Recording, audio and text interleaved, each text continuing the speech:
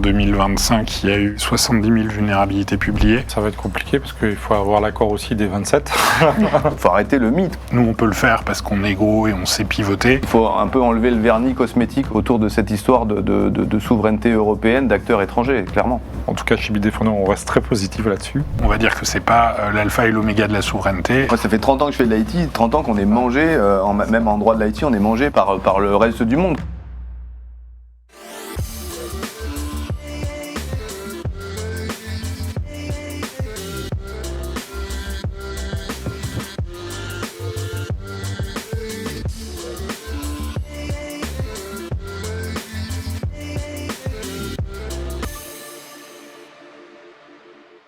Bonjour à tous et bienvenue à cette nouvelle émission des tables rondes des experts de Risk Intel Media, aujourd'hui en partenariat avec Bitdefender. On va parler de cybersécurité, cloud, souveraineté, où en sommes-nous à l'heure des grands bouleversements. J'ai avec moi 3 experts qui vont répondre à mes questions, potentiellement également aux vôtres, mais on va surtout leur donner l'occasion de se présenter dans un premier temps et je commence avec Laurent Tomboise. Oui, bonjour.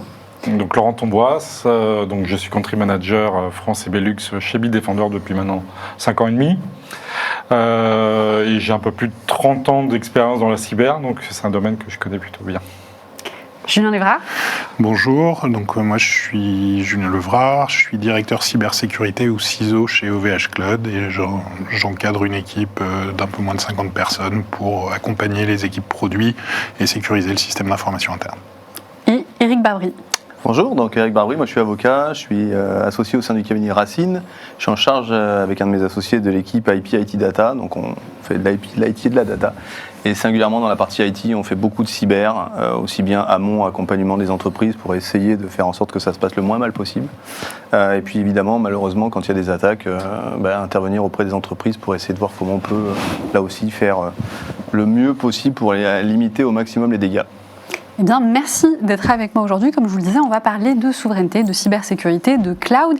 Et justement, j'ai envie de commencer cette émission en vous posant la question, qu'est-ce que vous pensez sincèrement des offres dites souveraines de cloud? On en voit apparaître beaucoup. Alors, on a Amazon ou Microsoft. Pourquoi aujourd'hui les GAFAM, justement, se lancent sur ces offres? Oh, ça va être simple. C'est déjà une demande de plus en plus forte des clients en Europe. Je pense que les offres aujourd'hui proposées par les GAFAM sont des offres qui techniquement sont assez fiables. D'un point de vue souveraineté. Par contre, il y a quand même un flou juridique qui persiste lié au Cloud Act. Donc c'est vrai que sur ce sujet-là, il y a encore beaucoup d'interrogations. Qu'est-ce que vous en pensez, vous ? Bon, côté flou juridique, moi je dirais un peu trop plein plutôt que flou. C'est-à-dire qu'en fait, des réglementations, on en a partout, dans tous les pays, aussi au niveau européen, au niveau national, au niveau transnational. Et c'est vrai qu'en fait, il y a deux problématiques. La première problématique, c'est est-ce que d'autres pays pourraient avoir accès à nos données si elles étaient hébergées chez eux ou chez peut-être nous, mais avec des entités contrôlées par des pays étrangers. Ça, c'est le premier sujet qui effraie un peu tout le monde. Cloud Act et d'autres, parce qu'on parle du Cloud Act, c'est pour les États-Unis, mais vous avez à peu près, j'allais dire presque la même chose dans tous les pays dans lesquels ça bouge un petit peu. Et après, il y a un autre sujet qui est aussi la proximité juridique. Alors moi je parle vraiment pour le coup en tant qu'avocat, mais c'est vrai que je me sens plus à l'aise avec une réglementation que je connais, qui est une réglementation française. Je me sens un peu plus à l'aise aussi avec une réglementation cousine, qui est la réglementation européenne. Et on se sent de moins en moins à l'aise avec d'autres réglementations sur d'autres pays. Donc il y a une partie réglementaire qui fait qu'effectivement on a une forte pression à garder les données en Europe, avec le RGPD, mais il n'y a pas que le RGPD dans la vie. Et puis aussi une autre envie qui est d'avoir finalement des contrats avec des réglementations qui sont des réglementations plus locales, plus européennes. Et quand on prend un prestataire étranger avec une réglementation étrangère et avec un peu de bol un contrat soumis au droit étranger, franchement, quand on est CISO, DSI ou autre, on commence, en tous les cas si on a un peu d'appétence pour la question juridique, on commence à dire il y a beaucoup d'inconnus, quoi. Voilà. Donc c'est vrai que ça milite en faveur de présence européenne de tous ces acteurs. Après, j'imagine qu'on y reviendra. Est-ce que c'est du vrai souverain, du faux souverain, du je suis un peu là, mais en même temps je suis piloté par les US, donc de toute façon au final ça ne change pas grand-chose. Il faut un peu enlever le vernis cosmétique autour de cette histoire de souveraineté européenne, d'acteurs étrangers, clairement. En vrai, la situation, elle est assez paradoxale. Là, aujourd'hui, les entreprises européennes, elles ont des inquiétudes sur le fait que des entreprises qui contrôlent leurs données, qui vont être administrateurs sur les systèmes qu'opèrent leurs données, puissent être sous influence d'un gouvernement, d'un État tiers. Et aujourd'hui, c'est ces acteurs-là qui sont de fait sous influence, au moins à minima légale, qui proposent des solutions pour répondre aux problèmes qu'ils ont apportés. Du coup, on est dans une situation un petit peu paradoxale.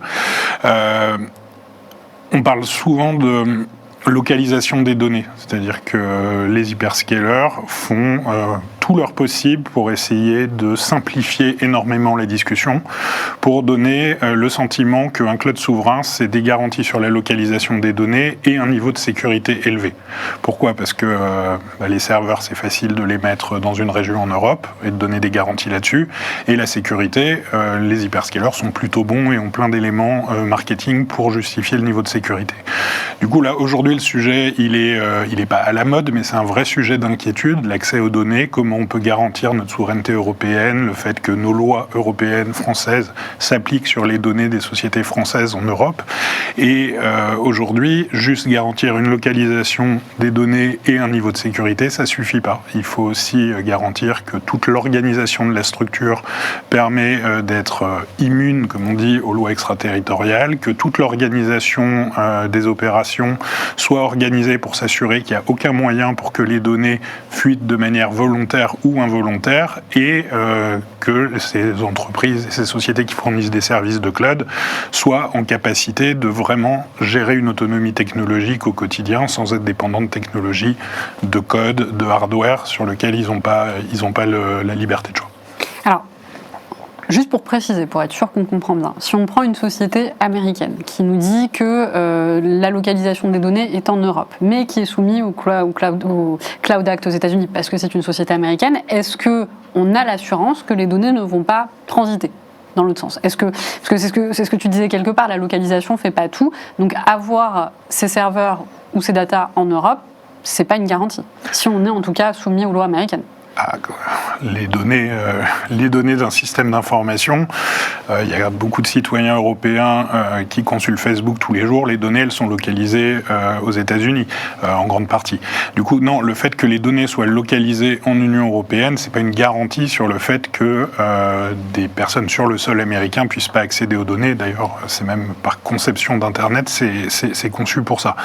Là, aujourd'hui, si on veut apporter des garanties pour garantir que personne aux États-Unis, un juge, un service de renseignement, un hacker ne peut accéder aux données en dehors de l'Union européenne, il faut un ensemble de garanties qui vont être sur la localisation des données, effectivement, parce qu'en Europe, en France en l'occurrence, un juge peut demander à accéder aux données, mais uniquement si c'est sur le sol français. Eric en parlera probablement beaucoup mieux que moi. Par contre, aux États-Unis, ils ont la possibilité, un juge a la possibilité de demander à la société américaine de récupérer des données qui sont en dehors du sol américain. Donc ça, c'est le problème des lois extraterritoriales qu'on n'a pas en Europe.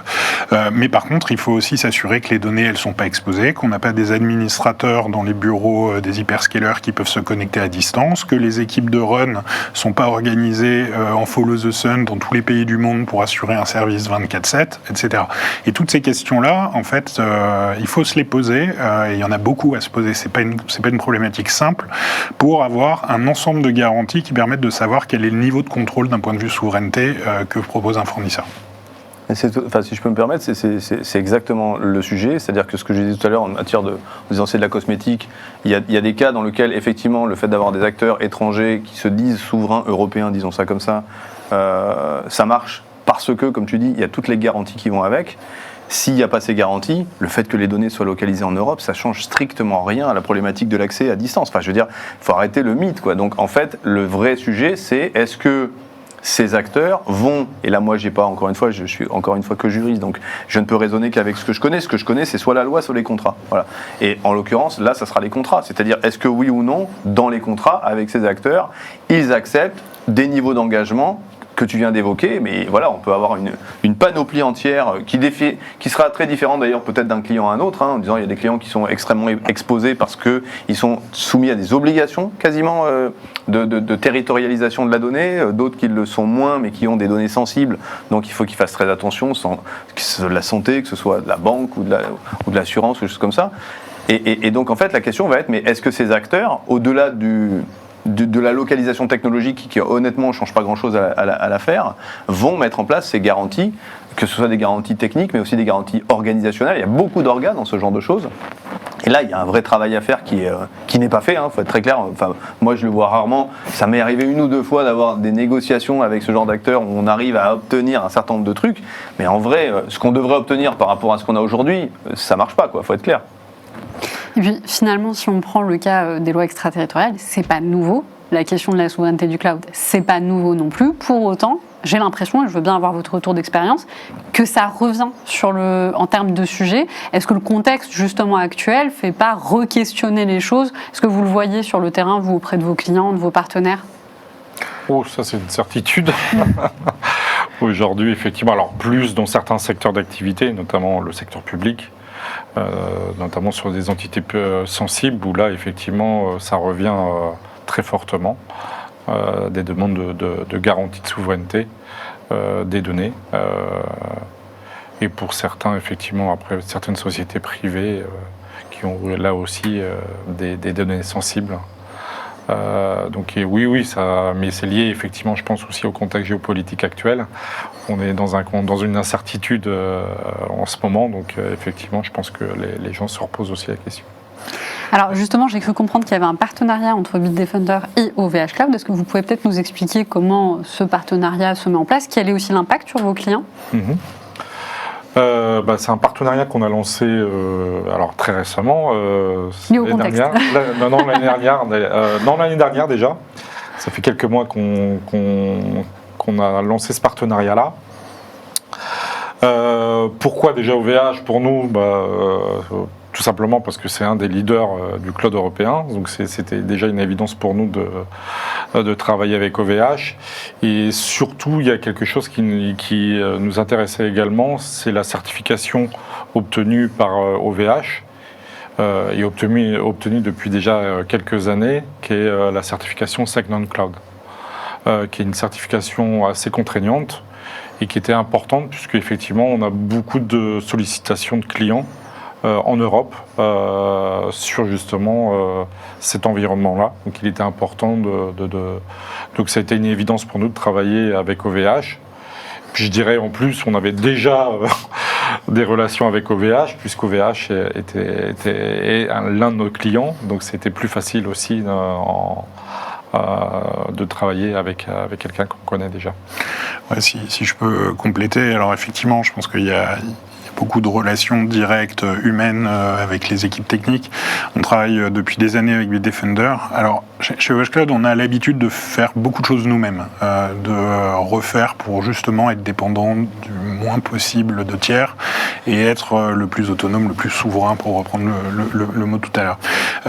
Par contre, faire un EDR, un antivirus, on ne sait pas faire. Du coup, il y a quand même des technos qu'on source à l'extérieur et ça fait des années qu'on travaille avec Bitdefender.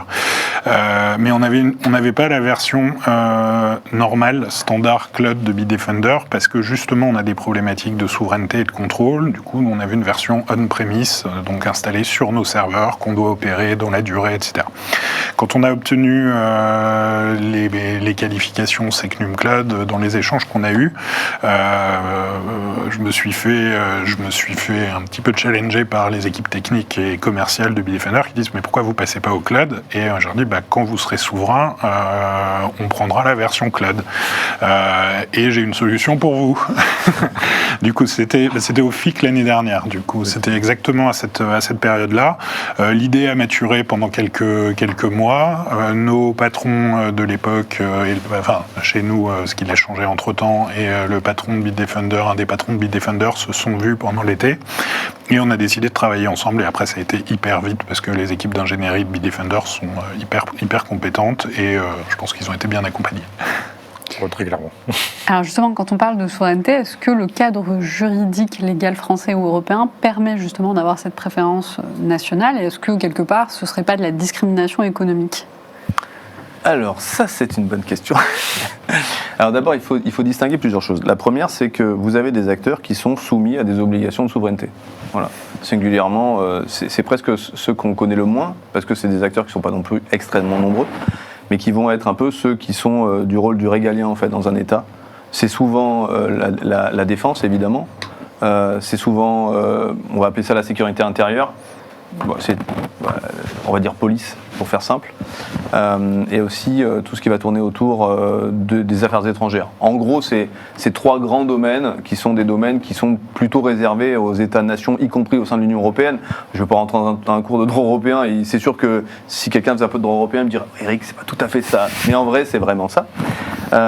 Et donc ces acteurs-là, que ce soit des acteurs primaires, étatiques, ou que ce soit des acteurs qui sont au service de l'État, c'est pour moi la catégorie numéro 1. Si j'avais des rangs à mettre, là je suis au rang 1, je suis soumis de toute façon à des obligations de souveraineté parce que je suis l'État français où je suis critique et donc il n'y a pas de sujet. Donc là c'est souvent dans le code de la défense qu'on va retrouver ces acteurs ou dans le code de la sécurité intérieure. Après, vous avez une deuxième catégorie d'acteurs qui sont les acteurs qu'on va considérer comme sensibles.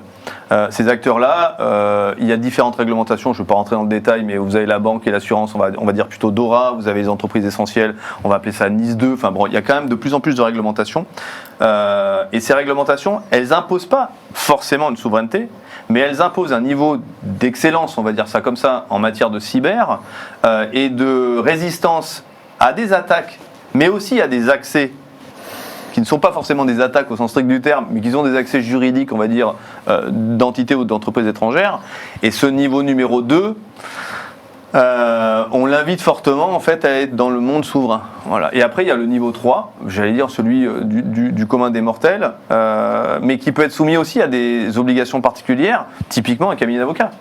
Je veux dire, nous, par exemple, en tant que cabinet d'avocats, la question qui va se poser, et d'ailleurs elle se pose par certains clients, en disant, bon, bah, vos environnements informatiques, nos dossiers, etc., et puis particulièrement nos dossiers sensibles et autres, est-ce que quelqu'un peut y avoir accès ? Alors chez nous, on a réglé le problème, pour l'instant, on est on-prem, de chez on-prem, donc on n'est pas passé cloud, on y arrivera sans doute un jour, mais pour l'instant, on n'a pas fait ce mindset, parce qu'on n'a pas suffisamment de sécurisation par rapport à ça, et on ne veut pas prendre ce risque vis-à-vis des clients. Mais voilà, vous avez ces trois niveaux-là. Là où vous posez la question qui est pas vraiment traitée aujourd'hui, c'est sur les rangs 2 et 3, puisque le 1 est obligatoire. En rang 2 et 3, est-ce que d'abord les textes sont suffisamment clairs pour inviter vers de la souveraineté ? Personnellement, je ne le crois pas. Enfin, c'est pas suffisamment engageant, on va dire ça comme ça. C'est plus par réaction que par action.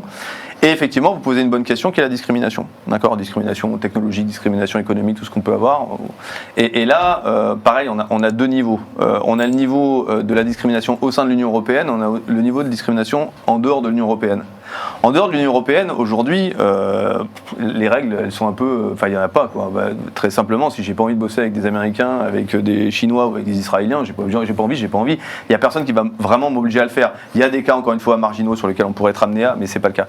Là où ça va poser une question différente, c'est au niveau européen.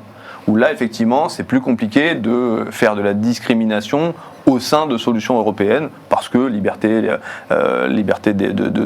produits et des services, cohérence entre les différents pays, etc. Donc là, c'est plus compliqué.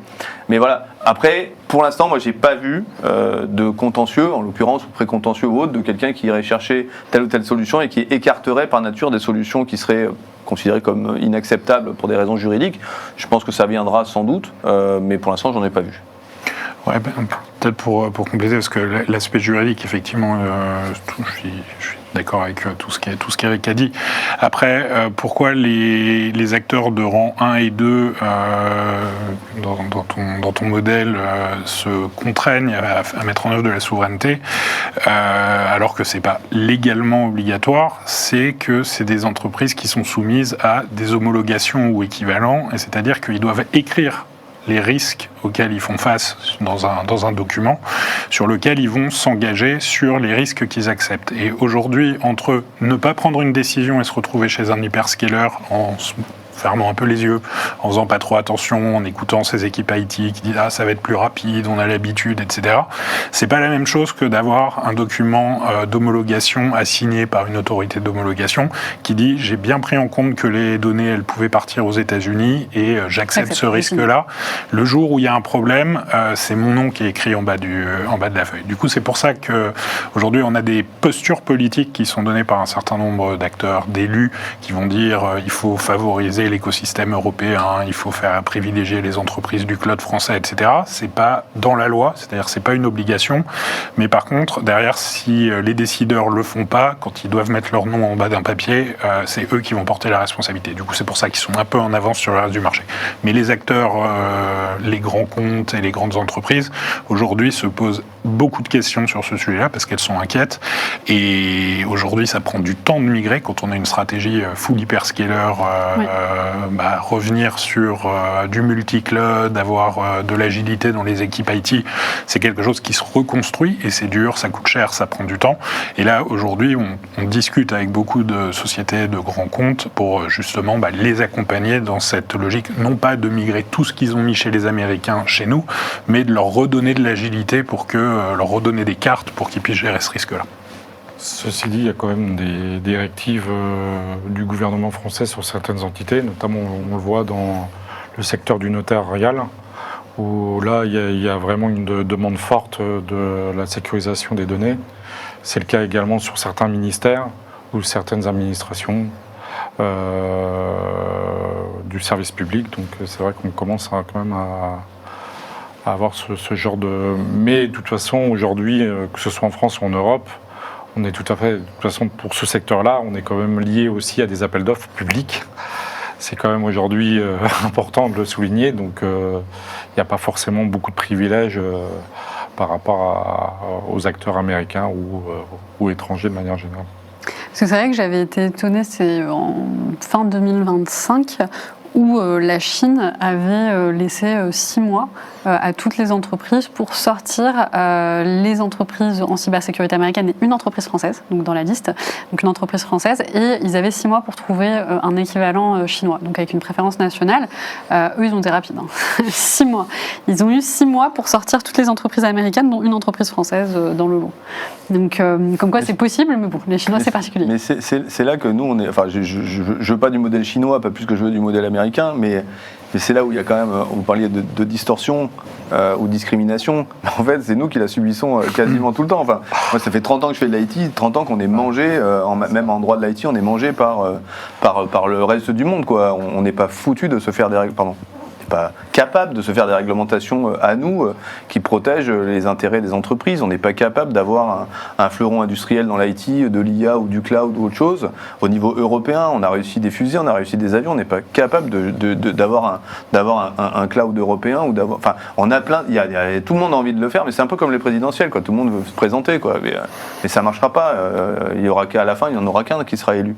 Et là, et je trouve que aussi bien sur l'IA que sur le cloud, franchement, c'est la démonstration que les autres pays le font et que nous, on reste encore à la ramasse. C'est pas être européano-sceptique que de dire que ça bouge pas aussi vite que ça devrait bouger, et les autres, eux, bougent. Là, effectivement, sur ce sujet-là, OVH Cloud, c'est quand même une preuve qu'on est capable de faire un cloud avec un niveau de souveraineté élevé, localisé en Europe, avec un niveau de technologique qui est très élevé. Par contre, effectivement, aujourd'hui, on n'a pas suffisamment d'entrée de chiffre d'affaires pour pouvoir financer la R&D sur 200 ou 300 produits comme nos concurrents. Et ce que les sociétés américaines ont vécu il y a une quinzaine d'années, c'est des contrats publics massifs qui ont financé leur croissance aussi bien sur le fonctionnel, sur les produits qu'ils proposaient, que leur croissance à l'international. Et du coup, nous, on doit se battre sans cet équivalent. Du coup, effectivement, le jeu est un peu faussé. Donc quelque part, finalement, une réussite d'une souveraineté en France au niveau européen, il faut que ce soit une décision politique, en fait. Je comprends, il faut qu'il y ait des commandes, il faut qu'il y ait du soutien, il faut qu'il y ait un accompagnement. Ça va être compliqué parce qu'il faut avoir l'accord aussi des 27. Et c'est un peu la difficulté aujourd'hui qu'on a. Donc, C'est vrai que c'est pas le choix d'un seul pays, contrairement aux États-Unis. Alors, tout à l'heure, vous parliez du label Secnum Cloud. Est-ce qu'on peut peut-être revenir un peu dessus? Et puis, est-ce que ça a des garanties suffisantes en termes de sécurité? Alors, on est qualifié Secnum Cloud, du coup je vais prendre la réponse. On a deux produits qui sont qualifiés. On a commencé à travailler sur le sujet il y a quasiment 7 ans avant même que le référentiel soit dans sa version définitive. Du coup, c'est un sujet qu'on connaît très bien. Secnum Cloud, globalement, c'est 90% d'exigences de gestion de la sécurité. Donc, c'est des exigences de sécurité d'un très haut niveau. Ça se voit pas forcément au premier regard dans le référentiel. Quand on regarde le référentiel, c'est des mesures de bon sens plutôt élevées, mais qu'on va retrouver dans tous les référentiels de sécurité un peu exigeants, PCI DSS par exemple. Sauf que là, il est revu et validé par des gens qui ont un regard risque, aussi bien les auditeurs que les relecteurs côté ANSSI qui vont donner la qualification et qui, eux, sont sans compromis. Donc quand bien même le référentiel peut être parfois un peu flou sur certains sujets, les auditeurs de l'ANSSI, enfin les auditeurs et l'ANSSI, eux ne le sont pas et ne donnent pas le tampon tant qu'ils n'ont pas une compréhension en profondeur de tous les risques. Et les 10% qui restent, c'est des exigences de souveraineté. Elles sont limitées en termes de contenu parce que l'ANSSI, c'est une agence spécialisée dans la sécurité. Ils ne peuvent pas créer des critères légaux d'exclusion de sociétés. Par contre, ils peuvent définir des critères qui permettent d'apporter un certain nombre de garanties et c'est ce qu'ils ont fait, notamment en termes de contrôle de l'entreprise, etc. Du coup, on va dire que c'est pas l'alpha et l'oméga de la souveraineté. Secnum Cloud apporte pas des garanties absolues en termes de souveraineté. Par contre, c'est un niveau de garantie qui est plutôt élevé et qui permet de répondre à pas mal d'enjeux, mais pas à tous. Et j'imagine que mettre en place quelque chose comme ça coûte de l'argent. Donc, et du temps, beaucoup de temps. Et est-ce que c'est rentable d'un point de vue commercial de pouvoir mettre en avant un label comme celui-ci par rapport aux investissements humains, temps, financiers qui... Alors, cette question, on nous la pose depuis 7 ans. C'est très difficile d'y répondre parce que ça dépend, d'y répondre de manière générale parce que ça dépend vraiment du modèle opérationnel de l'opérateur de cloud. Nous, notre modèle, c'est la scalabilité, c'est la montée en échelle, c'est d'avoir du volume avec des contrôles pleins et des équipes qui gèrent des très grands systèmes avec de l'automatisation. Ce qui n'est pas le choix de tous les opérateurs Secnum Cloud aujourd'hui, tout le monde n'a pas le même modèle. Il y en a qui se spécialisent sur la proximité métier, la connaissance des use cases qui vont être hébergés.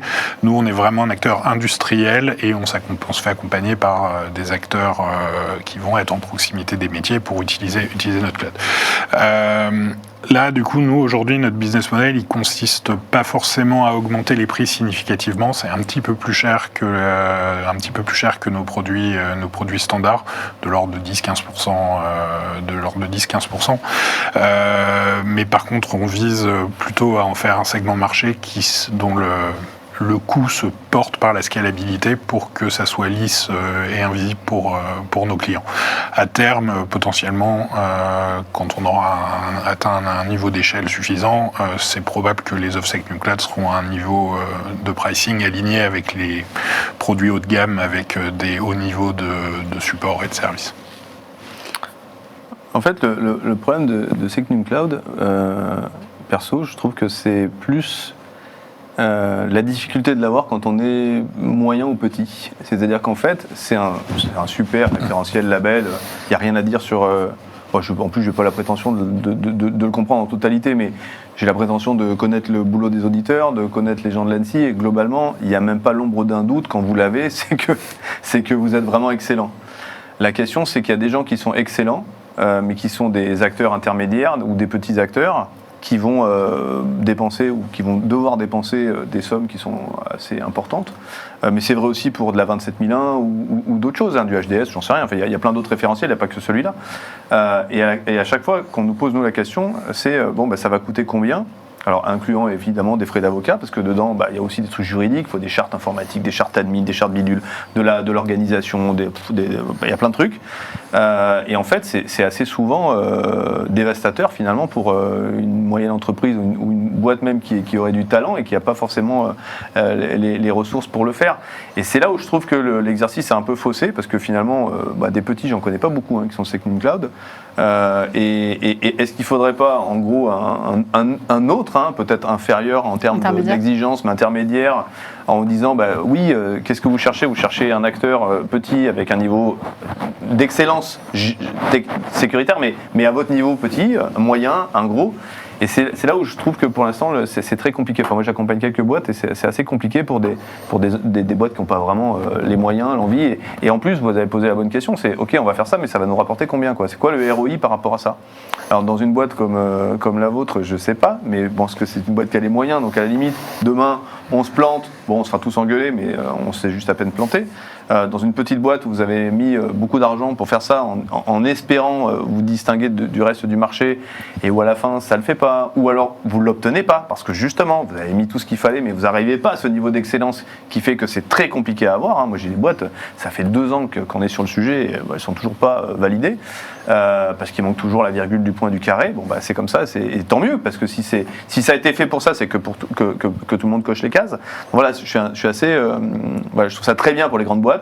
Je trouve ça plus compliqué pour les moyennes et les petites. Au-delà du coup, moi je rebondis sur le dernier point, c'est pour moi la principale complexité. Alors, dans un contexte comme celui d'OVH où effectivement on a les moyens de financer ce type de projet, c'est pour moi la principale contrainte, c'est le temps. Le temps de qualification, implémentation, les dépôts des dossiers, les échanges avec les auditeurs. Il y a très vite, on arrive sur des délais, quand bien même on serait sur le chemin critique de 24 mois. Aujourd'hui, à la vitesse à laquelle va l'innovation, les besoins, les enjeux, c'est quelque chose de compliqué de se projeter à 3 ans pour pouvoir sortir un produit. Donc, nous, on peut le faire parce qu'on est gros et on sait pivoter.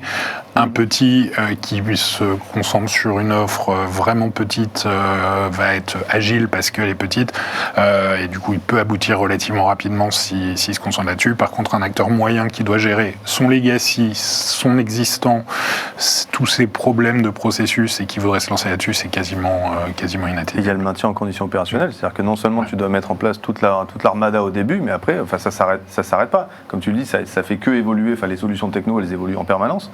Donc ça veut dire qu'il faut s'adapter aussi en permanence. Il ne faut pas perdre ces certifications parce qu'on a évolué et qu'on n'a pas upgradé comme il fallait. C'est un travail. Une fois qu'on se lance dedans, c'est un vrai job, quoi.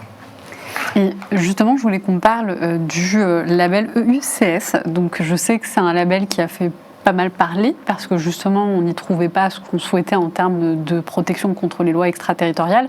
Qu'est-ce que vous pensez, vous, de ce label ? Déjà, il n'est toujours pas mis en place. Je pense que le Second Club a beaucoup plus d'exigences que le UCS aujourd'hui. Et puis finalement, de toute façon, il y a aujourd'hui, on est toujours sur les mêmes débats entre les 27. Il n'y a toujours pas d'accord sur les standards à mettre en place sur le UCS. Donc, il a plein de qualités et plein de défauts. Sur le fond, il est plutôt bien écrit. Il est assez qualitatif. Les exigences qui sont attendues, il y a eu un gros travail, notamment de l'ANSSI, mais de toutes les autres agences européennes sur le contenu. Les experts qui ont travaillé dessus à l'ENISA sont très bons. Par contre, effectivement, c'est un document technique, de sécurité technique, et à un moment, on s'est posé la question d'injecter du politique dedans. Et c'est là où ça a commencé à dérailler, parce qu'on s'est dit, on va utiliser ça comme un vecteur pour porter des messages politiques sur lesquels on n'était pas forcément tous d'accord à 27. Et du coup, forcément, on a fait dérailler le projet. Là, le problème, c'est que quand bien même il aboutirait maintenant, il arrive un peu tard. Maintenant, on a la directive NIS 2 qui est en train d'être implémentée. Probablement, il reviendra sous une autre forme en intégrant tout ce contexte réglementaire. Mais on est passé à côté de l'opportunité d'avoir un vrai standard de sécurité utilisable. Et c'est dommage que les sujets souveraineté n'aient pas été politiquement plus portés à l'époque où il y avait les débats. Et justement, j'avais vu que chez Bitdefender, vous avez des partenariats avec Europol et Interpol pour justement la lutte contre la cybercriminalité. Ça prend quelle forme, ce partenariat ? Il y a plusieurs formes. Alors, c'est pas uniquement Europol. En fait, on travaille avec 27 pays, avec les autorités locales, dont incluant effectivement Interpol, Europol, Eurojust. Il y a deux axes. Il y a un axe où on va finalement apporter de l'information,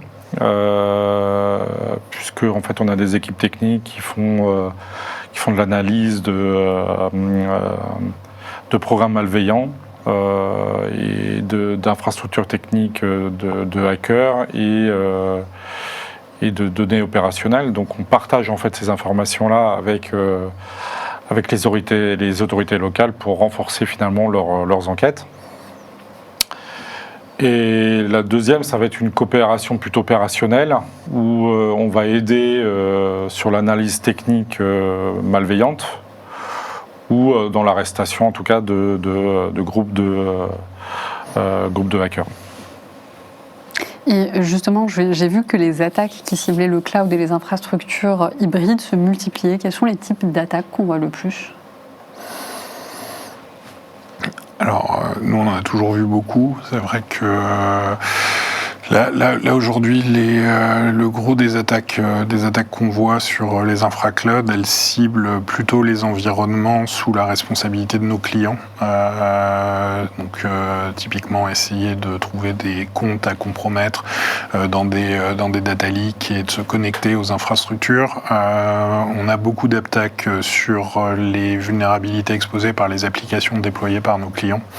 Du coup, quelqu'un qui déploie un serveur avec une application qui ne le maintient pas à jour et du coup cette machine se fait compromettre et devient un relais d'attaque. Ça se traite par centaines de cas par semaine, on en a sans arrêt. Après, sur les attaques qui nous ciblent, nous, en tant qu'opérateurs de cloud, on voit beaucoup de DDoS, beaucoup de tentatives de DDoS, des campagnes de DDoS plus ou moins régulières, qui nous poussent à augmenter la capacité régulièrement pour être sûr qu'on peut les encaisser. C'est les principaux sujets qu'on voit. Après, on est toujours forcément inquiet par une compromission de nos systèmes d'information, mais pour le moment, quand ça arrive, c'est des choses qui sont bénignes ou anecdotiques. Je rajouterais aussi, il y a beaucoup d'accidents liés à la mauvaise administration des outils. Donc il y a effectivement un certain nombre d'accidents liés à une mauvaise utilisation. Il y a aussi effectivement la compromission aussi de l'identité, qui est un axe fort. En fait, on voit beaucoup d'usurpation d'identité. Et puis après, effectivement, on revient au code malveillant, aux campagnes de code malveillant, où là, effectivement, pour nous, c'est les trois axes dans ce type d'environnement. Et ce qui augmente, en fait, assez sensiblement, finalement, les attaques dans le cloud également. Donc, il suffit de regarder un peu les condamnations, par exemple, de la CNIL. Sur les dernières, les 5 dernières, c'est quasiment que de la sécu. Et on se rend compte qu'en fait, c'est pas les outils qui sont en cause. C'est tout ce qui est autour. C'est-à-dire que même quand on fait un audit de sécurité aujourd'hui, la plupart du temps, on me dit aller auditer l'outil lui-même n'a strictement pas grand intérêt. Il faut aller auditer la gouvernance, la manière dont ça fonctionne, etc. Les derniers gros problèmes vus CNIL et les condamnations, c'était des problématiques de droit d'admin, plus ou moins mal gérées, donc plutôt mal. Des problématiques d'accès à des codes plus ou moins faciles, donc plutôt faciles. Et les derniers, c'était les conditions de déclenchement de réaction immédiate. C'est-à-dire, oui, on a les outils, les EDR, les SOC, les machins, on a toute la panoplie de bidules qui vont bien, mais en vrai, après, les scénarios ne sont pas bien travaillés, la manière de réagir n'est pas cohérente. Voilà, donc il y a quand même une grosse partie aujourd'hui qui est liée plus à l'organisationnel que à la partie purement technique, quoi.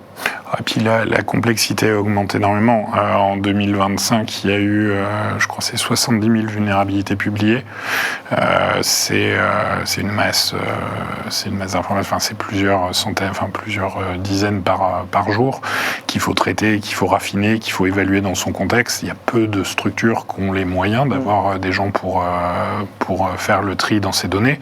Il faut aussi avoir en tête qu'il y a des États, comme les États-Unis ou la Chine, qui dans leur doctrine publique, c'est-à-dire que c'est pas quelque chose de caché dont on discute au Pentagone, c'est dans les executive orders du président des États-Unis, le fait d'utiliser les vulnérabilités comme des leviers d'attaque et des leviers d'influence américaine. Du coup, alors c'est pas écrit comme ça évidemment, c'est écrit de manière à peine voilée. Aujourd'hui, ça fait partie.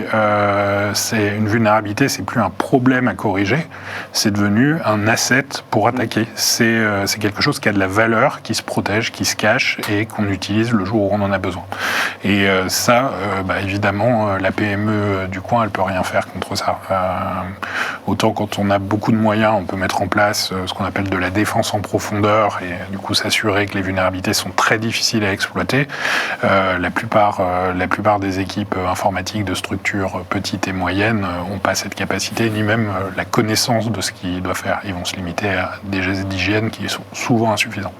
Et justement, est-ce que l'IA et les MCP aujourd'hui, ça a créé des nouvelles vulnérabilités dans les environnements cloud ? Ça augmente les risques.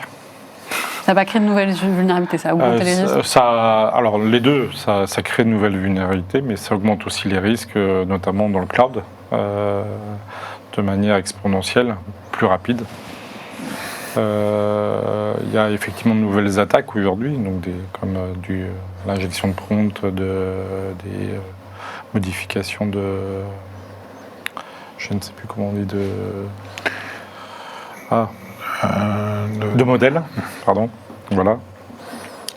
Donc c'est vrai que il y a aussi comment utiliser l'IA. Si l'IA est finalement est permissif, ça permet d'augmenter en fait l'accès à des documents sensibles, à des données sensibles. Donc effectivement, tout ça fait qu'aujourd'hui, ça a plutôt tendance à augmenter les risques de manière exponentielle. L'IA, c'est un outil pour tout le monde, c'est un outil pour les hackers. Aujourd'hui, n'importe quel attaquant a la possibilité d'écrire un email parfait dans n'importe quelle langue, sans faute d'orthographe. Et ça, tout le monde peut comprendre. Tout le monde a déjà demandé à ChatGPT ou n'importe quel GPT-like de relire un mail un peu important pour vérifier la formulation, le reformuler. Là, aujourd'hui, les gangs et les fermes de hacking qui avant envoyaient des emails bourrés de fautes d'orthographe, maintenant envoient des emails où ils peuvent même s'inspirer de votre style rédactionnel en regardant sur LinkedIn comment vous écrivez. Donc ça donne accès à des capacités qui avant coûtaient très cher, c'est-à-dire qu'avant, imiter le style de quelqu'un pour envoyer un email, ça nécessitait quelqu'un qui allait étudier son profil pendant plusieurs jours, ça coûtait des centaines, des milliers d'euros. Là, aujourd'hui, ça vaut zéro. Mais c'est pas uniquement écrire des mails de phishing. Aujourd'hui, vous voulez écrire un exploit en C, en Rust, n'importe quoi, vous demandez à votre agent de vous le coder. Vous avez une idée, vous pouvez demander à votre agent de trouver une vulnérabilité et de coder un exploit qui est exactement adapté à votre besoin. Du coup, ça réduit très fortement le ticket d'entrée, le coût à l'entrée pour les attaquants. Et de l'autre côté, étant donné que le shadow IT se multiplie et que tout le monde vibe code partout, il y a de plus en plus de portes à ouvrir avec moins de sécurité et des attaquants qui ont plus de moyens. Du coup, l'équation, elle n'est pas dans le bon sens, quoi. C'est vrai que le niveau d'entrée sur le marché de la cybercriminalité, il a énormément baissé. Je disais une histoire il n'y a pas plus tard que la semaine dernière où un cybercriminel avait des bases de données qui avaient fuité. Il ne savait pas quoi en faire. Donc il a demandé à Claude de lui dire quoi faire de ces données. Et donc Claude lui a donné en fait l'ensemble des informations, qui targeter, quoi faire, quel type de message. On est vraiment sur des gens qui ne savent même pas faire le métier de cybercriminel, qui peuvent aujourd'hui se prétendre cybercriminels. Alors, j'arrive à la fin de cette table ronde avec la dernière question. Donc, c'est une question qui résume un peu tout ce qu'on s'est dit depuis le départ. Donc, certes, on en a parlé brièvement, mais je veux vraiment qu'on apporte une question concrète.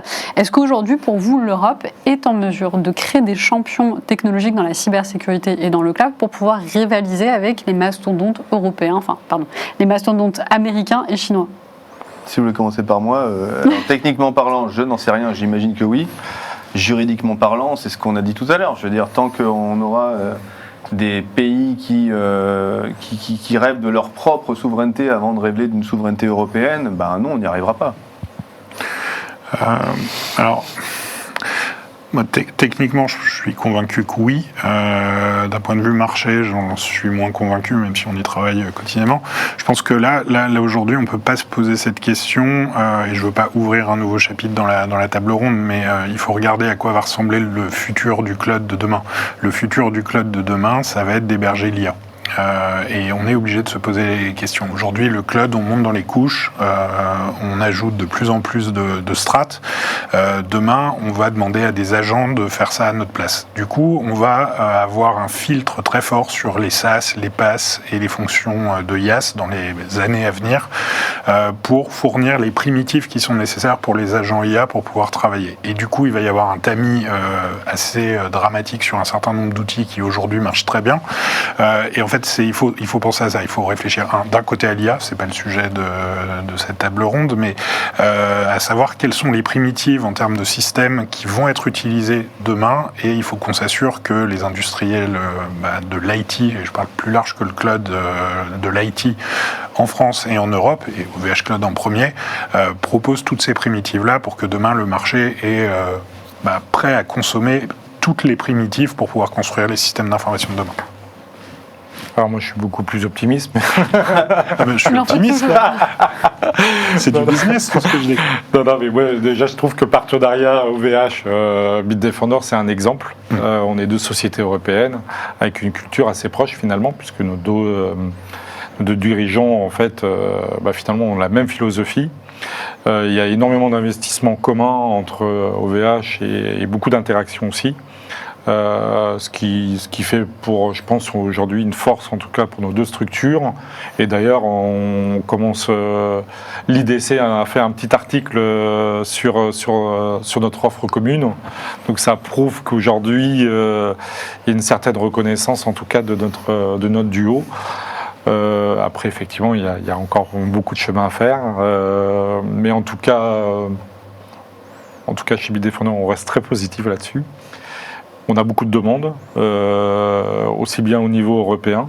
Il y a une forte demande de ces offres-là, et puis d'un point de vue aussi local. Donc, et puis effectivement accentué avec la géopolitique actuelle, effectivement, ça nous aide également aussi, ça joue beaucoup. Eh bien écoutez, on arrive à la fin de cette émission. Merci beaucoup d'avoir répondu à mes questions. On a pu parler de cloud, de cybersécurité, de souveraineté. Merci également au public qui nous a suivis. Vous pouvez retrouver d'ailleurs les 3 experts sur LinkedIn si vous souhaitez échanger avec eux. Et puis comme d'habitude, n'hésitez pas à liker, commenter et partager. Je vous dis à très bientôt pour une nouvelle émission des Tables rondes des experts de Risque Intel Média.